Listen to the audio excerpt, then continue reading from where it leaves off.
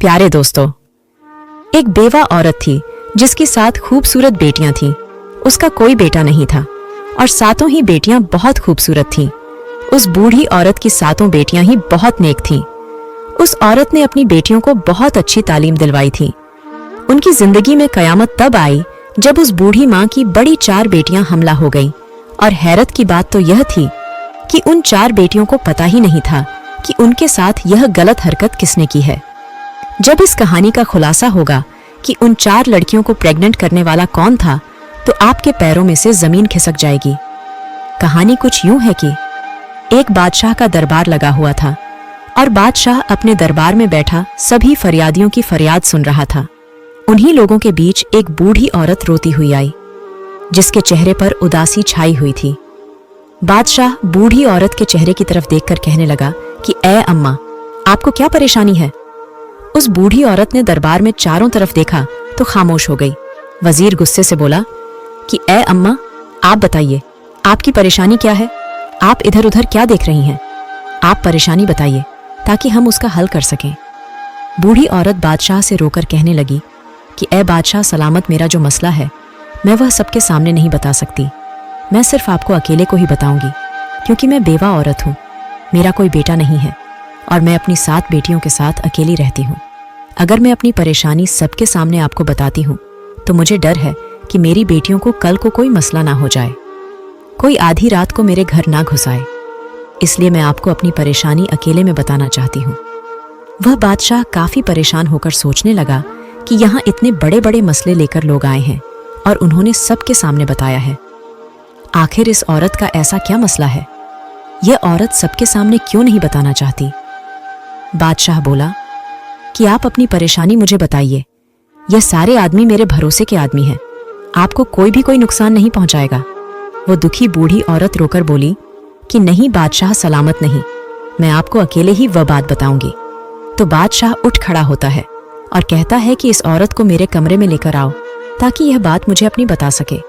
अब 2 सिपाही उस बूढ़ी औरत को बादशाह के कमरे में ले जाते हैं।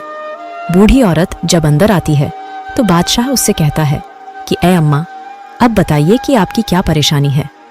वह बूढ़ी औरत बादशाह के कदमों में गिरकर रोने लग जाती है। बादशाह कहता है कि ऐ अम्मा, आप मुझे बताइए कि आखिर बात क्या है। मेरा दिल बैठा जा रहा है कि ऐसी कौन सी बात है जिसके लिए आपने मुझे अकेले बुलाया। बादशाह कहने लगा कि मैं यह हरगिज बर्दाश्त नहीं कर सकता कि मेरी बादशाहत में कोई इतनी दुखी औरत हो, और मैं आपका दुख जानकर आपके दुखों पर महरम ना रखूं। ऐसा हो ही नहीं सकता। आप मुझे अपना दुख बताइए।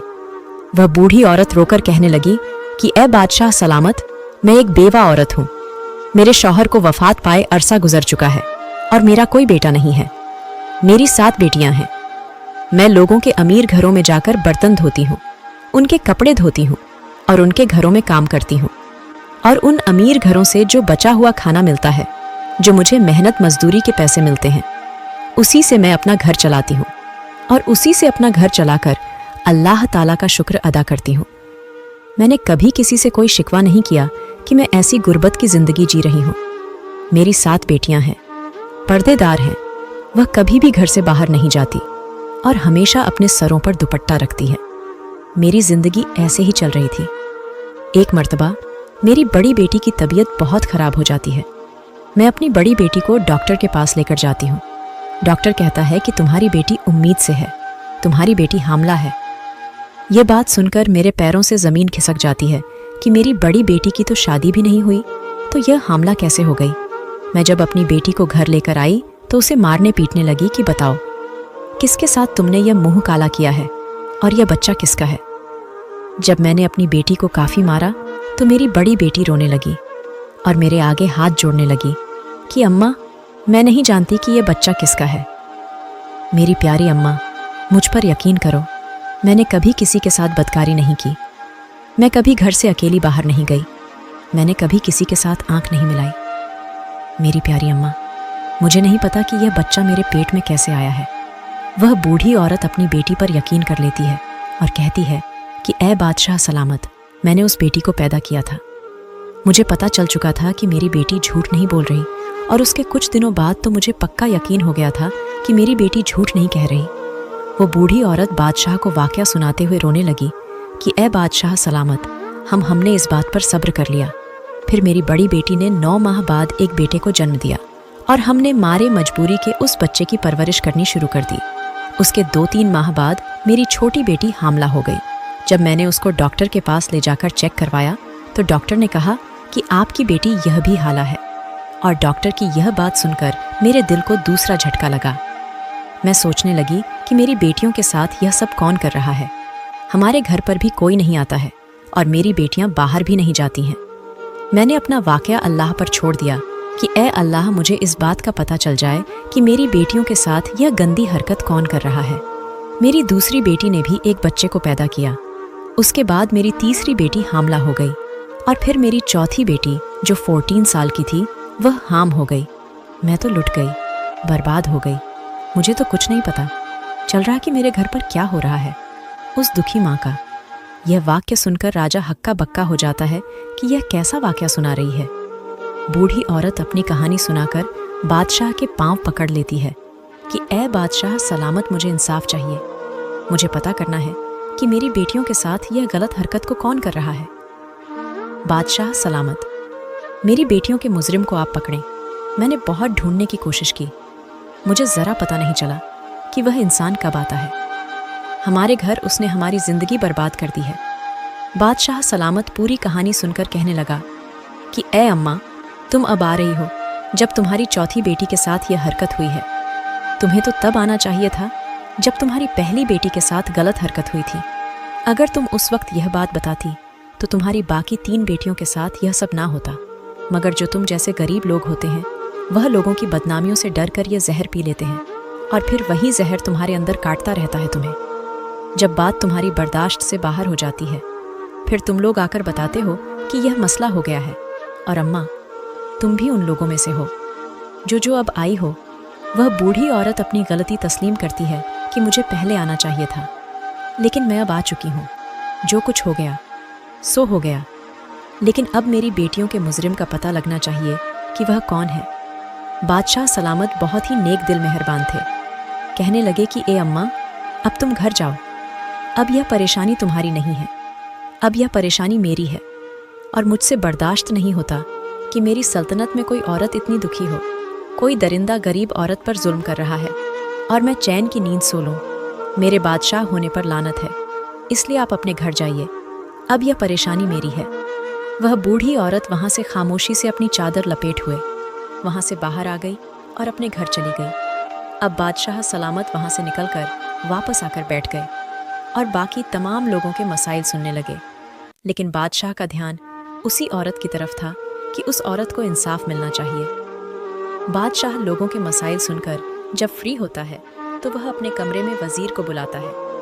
वजीर जब बादशाह के चेहरे पे आई परेशानी देखता है तो वह पूछता है कि ऐसी कौन सी बात बता कर गई है वह बूढ़ी औरत जिसकी वजह से आप इतने परेशान हो गए हैं। बादशाह कहने लगा कि मेरी सल्तनत में ऐसे ऐसे लोग हैं जो इतना बड़ा गुनाह करते हैं और यह भी नहीं सोचते कि उनका गुनाह जब हमारे सामने खुल गया तो हम उसको सख्त सजा देंगे।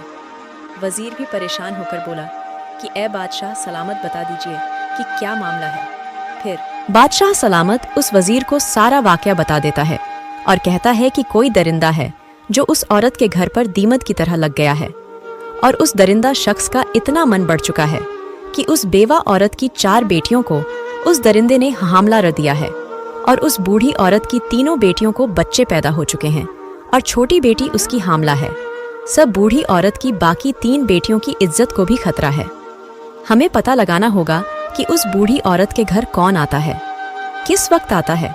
उसके बाद बादशाह सलामत और वजीर सोचने लग जाते हैं कि इस बात का कैसे पता लगाया जाए। थोड़ी देर बाद वजीर कहता है कि ए बादशाह सलामत, मेरे मन में एक तरकीब आई है। बादशाह कहता है कि जल्दी बताओ कौन सी तरकीब है। वजीर कहता है कि ए बादशाह सलामत, दीवारों के भी कान होते हैं, इसलिए मैं आपके कान में यह बात बताऊंगा तो वजीर बादशाह सलामत के कान में कुछ कह देता है, यानी कोई तरकीब बताता है जो बादशाह सलामत को भी पसंद आ जाती है। उसके बाद वह वजीर एक बकरी लेकर उस बूढ़ी औरत के घर पर चला जाता है। रात के तकरीबन 9 बज रहे होते हैं। वजीर उस बूढ़ी औरत के घर चला आता है। बूढ़ी औरत वजीर को देखकर कहती है कि ए वजीर, आप इस वक्त मेरे घर पर क्या कर रहे हैं? वजीर बोला कि जो परेशानी आप बादशाह सलामत को बताकर आई हैं, उस बात से बादशाह सलामत बहुत ही परेशान है। बूढ़ी औरत बोली कि आपके हाथ में यह जो बकरी है, आप इसका क्या करोगे? वजीर बोला कि आप मुझे अपने घर के अंदर आने दीजिए, उसके बाद मैं आपको बताऊंगा कि मैंने क्या करना है। अंदर आकर वजीर बूढ़ी औरत से कहने लगा कि आज हम इस बकरी का चारा बनाकर उस दरिंदे को खिलाएंगे। बस तुम लोग कुछ भी मत बोलना और चुप करके देखती रहना कि वह दरिंदा कैसे से पकड़ा जाएगा। इसलिए आप तमाम लोग आराम से सो जाएगा। अगर हमारा यह काम कामयाब हो गया तो पता चल जाएगा कि वह दरिंदा कौन है। उसके बाद वजीर उस बकरी को लेकर घर की छत पे चला जाता है और घर की छत पे उस बकरी को बांध देता है और फिर छुप के उस घर से बाहर चला जाता है। और वजीर जाते हुए उस बूढ़ी औरत और उसकी बेटियों से कहता है कि आप लोग आराम से सो जाएगा। यह बात मत सोचिए कि आप लोगों को किसी तरह का कोई नुकसान पहुंचेगा। और वजीर 2 सिपाहियों को बोल देता है कि इस बूढ़ी औरत के घर के आसपास पहरा लगाओ। वजीर बूढ़ी औरत और उन लड़कियों को तमाम बात समझा देता है कि तुम्हारे घर में ऐसी कोई भी आवाज़ नहीं होनी चाहिए जिससे पता चल जाए कि हमने जाल बिछाया हुआ है। उसके बाद वजीर बादशाह के पास महल में चला जाता है। बादशाह इसी बात को लेकर काफ़ी परेशान होता है। बादशाह वजीर से कहता है कि ए वजीर, तुमने उस बकरी को वैसे ही पहुंचा दिया है जैसे हम चाहते थे। तो वजीर बोला कि जी बादशाह सलामत, मैंने उस बकरी को वहीं पर बांध दिया है और अपने मकसद के मुताबिक मैं सारा काम कराया हूँ। वजीर कहने लगा कि ए बादशाह सलामत, अब आप भी सो जाइए। बादशाह कहने लगा कि मैं कैसे सो सकता हूँ, वह मजलूम औरतें हैं, उन पर जुल्म हो रहा है। मुझे ऐसे में नींद नहीं आएगी जब तक मैं उस जालिम शख्स को पकड़ के उसको सजा ना दे दूं। बहरहाल जब आधी रात का वक्त आता है तो उस बूढ़ी औरत के घर के आसपास एक साया सा लहराता है। वह शख्स घर की छत पर आकर और छत में से वह सहन में आ जाता है। बकरी ने छत पर जब किसी शख्स को देखा तो बकरी एकदम से चिल्लाने लगी। उस वक्त आधी रात का वक्त हो चुका था। हर तरफ सन्नाटा छाया हुआ था और आधी रात को बकरी की आवाज़ दूर दूर तक गूंज रही थी। जो सिपाही छुपकर पहरा दे रहे थे, उन लोगों को जब बकरी की आवाज़ सुनाई दी तो उन लोगों को पता चल गया कि घर में कोई दाखिल हो चुका है और मकसद यही था, उस बकरी को छत पर बांधने का कि उस घर में जो कोई शख्स भी आएगा, बकरी उसको देखेगी और बोलने लगेगी। बकरी की आवाज़ सुनकर सिपाही चौंकन हो जाएंगे। अब जब वह शख्स घर के कमरे में आया तो सिपाहियों को भी पता चल गया। बकरी के बोलने से और बाकी उन बुढ़िया औरत और उसकी बेटियों को भी पता चल गया कि बकरी बोल रही है। इसका मतलब है कि घर में कोई घुस आया है। वह भी चौंकनी हो जाती है। बकरी की आवाज़ सुनकर सिपाहियों को भी पता चल जाता है और सिपाही घर के अंदर दाखिल हो जाते हैं। जब आने वाले शख्स ने घर में सबको जागते हुए देखा तो वह पीछे की तरफ भागने लग जाता है और पीछे से वह 2 सिपाही आकर उस आदमी को पकड़ लेते हैं। उस आदमी ने अपने चेहरे पर काला कपड़ा लपेटा हुआ था ताकि उस आदमी को कोई पहचान ना सके। जब उन सिपाहियों ने उस आदमी के चेहरे से कपड़ा हटाया तो वह बूढ़ी औरत और उसकी बेटियां हैरानी के साथ देखने लगी। उन्हें यकीन नहीं आ रहा था कि यह आदमी हमारे साथ ऐसा करेगा। उसके बाद वह सिपाही उस बूढ़ी औरत को कहते हैं कि अब आप बेफिक्र होकर सो जाएं, आपका मुजरिम पकड़ा गया है। अब हम इस मुजरिम को बादशाह के महल में लेकर जाएंगे और कल सुबह इसका अंजाम होगा। आप पहुंच जाइएगा अपनी तमाम बेटियों को लेकर। आखिरकार सुबह हो गई। बादशाह का दरबार लगा हुआ था और वह आदमी घुटने टेककर बादशाह के सामने बैठा हुआ था। उस आदमी के हाथों को हथकड़ियां लगी हुई थीं। उस वक्त उस आदमी का चेहरा ढांपा जाता है। बादशाह सलामत के पास वह बूढ़ी औरत और उसकी बाकी 7 बेटियां भी आ जाती हैं। बादशाह सलामत बाकी तमाम लोगों को बाहर भेज देते हैं। अब सिर्फ वह मुजरिम बादशाह सलामत और वजीर, वह बूढ़ी औरत और उसकी 7 बेटियां वहां पर मौजूद थीं। बादशाह सलामत उस शख्स से कहने लगा कि क्यों भाई, अब इतना तो बता दे कि तुझे मेरा खौफ नहीं रहा था कि जब यह तुम्हारा जुर्म पकड़ा जाएगा तो तुम्हारी सज़ा मौत से कम नहीं होगी। बादशाह सलामत उन सिपाहियों से कहता है कि इस आदमी के चेहरे से नकाब हटाया जाए ताकि मैं भी तो देखूं कि मेरी सल्तनत में इतनी हिम्मत किसकी हो गई है जो इस मजबूर बूढ़ी औरत की 4 बेटियों को हमला कर दे। जब उसके चेहरे से नकाब हटता है तो वह बूढ़ी औरत करीब आकर उसके मुंह पर थूकती है और कहती है कि ए दरिंदे इंसान, तुझे शर्म नहीं आई? मेरी बेटियां तेरी बेटियों के जैसी हैं। यह तेरी सकी भतीजा हैं। इनके साथ तुमने ऐसी गंदी हरकतें की हैं। जो चचा होता है वह बाप के समान होता है। तुझे शर्म नहीं आई अपनी सकी भतीजों के साथ ऐसा करते हुए? भतीजी, क्या बेटी, क्या यह तूने क्या जुर्म कर दिया है?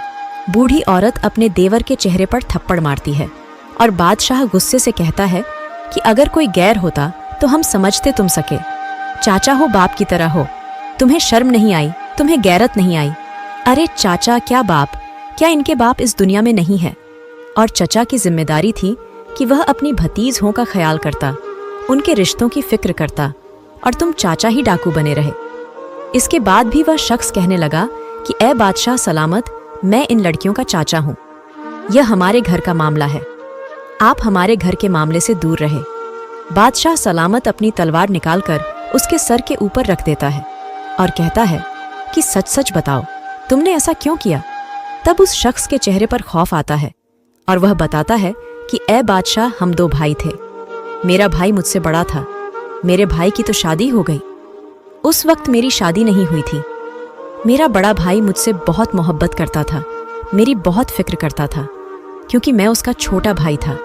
लेकिन जब मेरे बड़े भाई की शादी हुई, उसकी बेटियां हुई, उसके सर पर तमाम जिम्मेदारी आ पड़ी, तो मेरे भाई का ध्यान मुझ में से कम हो गया और अपने घर वालों पर ज्यादा हो गया, और तब मेरे भाई का ध्यान मुझ में से हटने लगा। अब वह सारा ध्यान अपनी बीवी और अपनी बेटियों पर देता था। मेरे दिल में मेरे भाई के लिए नफरत पैदा होती गई कि मेरा भाई ऐसा क्यों करता है, और भाई से नफरत करने के नतीजे में मैं अपनी भाभी और अपनी भतीज से भी नफरत करने लगा। उसके बाद मेरा भाई वफात पा गया। जब मेरे बड़े भाई की बेटी बड़ी जवान हुई तो वह बहुत ही खूबसूरत थी। मेरा दिल उस पर आने लगा। मेरी नीयत जब खराब होने लगी तो मैंने अपनी भाभी से कहा कि आप अपनी बड़ी बेटी की शादी कर दें, लेकिन भाभी ने मेरी बात ना सुनी। मेरी भतीज आज जवान थी, इनकी शादियां नहीं हो रही थीं, खूबसूरत भी थीं। जब मैं अपनी भतीज को देखता था तो मेरे दिल में गंदगी पैदा हो जाती थी। मेरा दिल मुझे मजबूर करता था कि मेरी खूबसूरत भतीजा हैं, यह बाहर जाएंगी, इनकी शादियां होंगी तो मैं खुद ही इनके साथ यह गलत हरकत कर लूं। उसके बाद मेरे दिल में शैतान पैदा हो गया। मैं एक हकीम के पास गया और उसे कहा कि मुझे कोई ऐसी जड़ी बूटियां दो जिससे सूंघने के बाद तमाम लोग सो जाएं और सो जाने के बाद कोई भी हरकत ना कर सके। बस इसी तरह ही तब से मैं वह जड़ी बूटियां लेकर घर की छत की तरफ से सहन में आ जाता और भाभी और उसकी बेटियों को वह जड़ी बूटियां सूंघा देता। उनको सूंघने से वह 4-5 घंटों के लिए बेहोश हो जाती थी और जिसके साथ मैंने बदकारी करनी होती थी उसके साथ बदका कर लेता था और फिर उसको उसी हालत में छोड़ देता था जैसे उसको पता ही ना चले। उसको वैसे कपड़े पहना देता और फिर मैं घर वापस आ जाता। और जब मेरी भतीजी आज सुबह उठती थी तो उनको मालूम भी नहीं होता था कि उनके साथ क्या हुआ है, और यही काम मैं कई सालों से कर रहा था। लेकिन अगर मैं उस वक्त छत पे बकरी को देखकर समझ जाता कि यह बकरी मुझे चारा बनाने के लिए बांधी गई है तो मैं वापस चला जाता। मैंने सोचा कि मेरी भाभी ने दूध